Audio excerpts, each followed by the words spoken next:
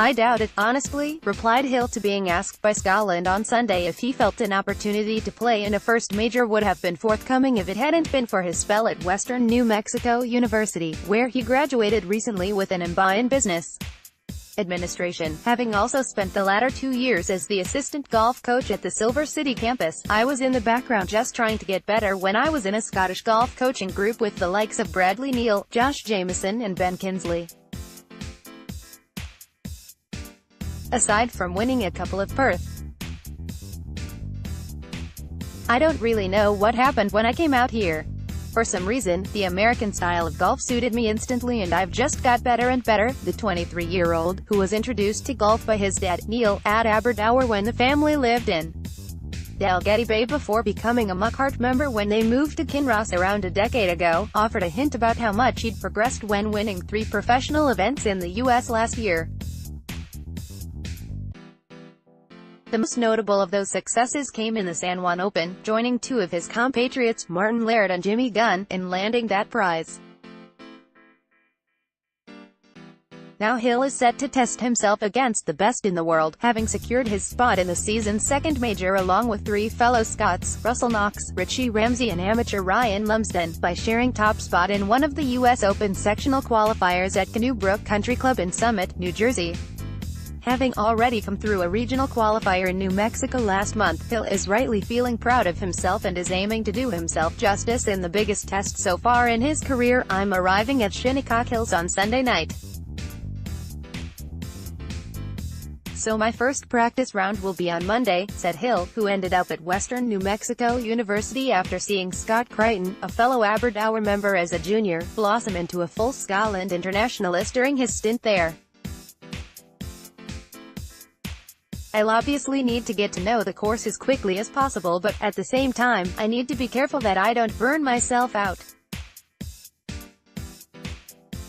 I've been on the website checking out the course and it's going to be around 7,500 yards and a par 70.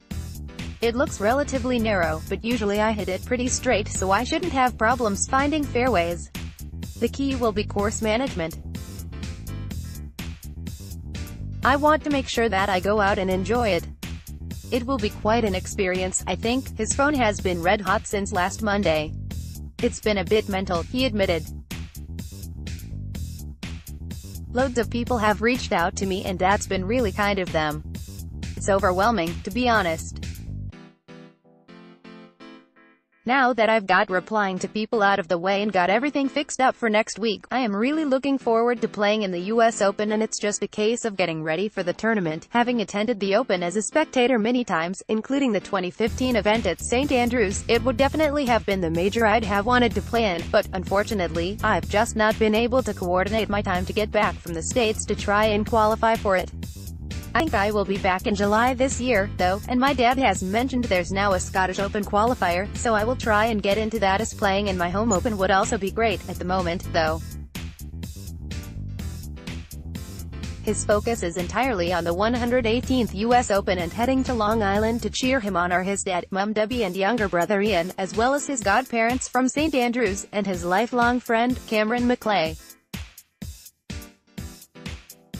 "There will be plenty of people out there supporting me and it will also be nice for them to share the experience," he admitted. Beyond next week, Hill is looking closer to home to see if he can make a living out of being a touring professional.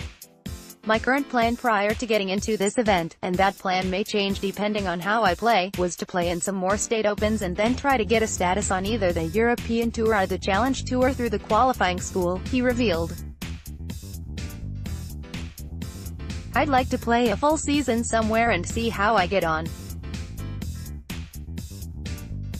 Until now, I've been combining tournament play with school and work and just played bits and pieces here and there.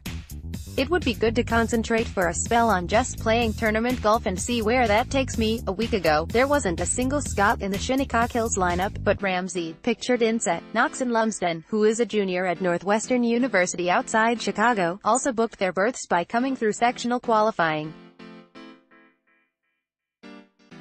Ramsey passed the test at Walton Heath for the second year running while Knox and Lumsden were among those successful at the venues in Columbus, Ohio. "It is a great honor to be flying the flag for Scotland in an event like this, and it's brilliant that Richie Ramsey, Russell Knox and Ryan Lumsden have made it through as well," said Hill.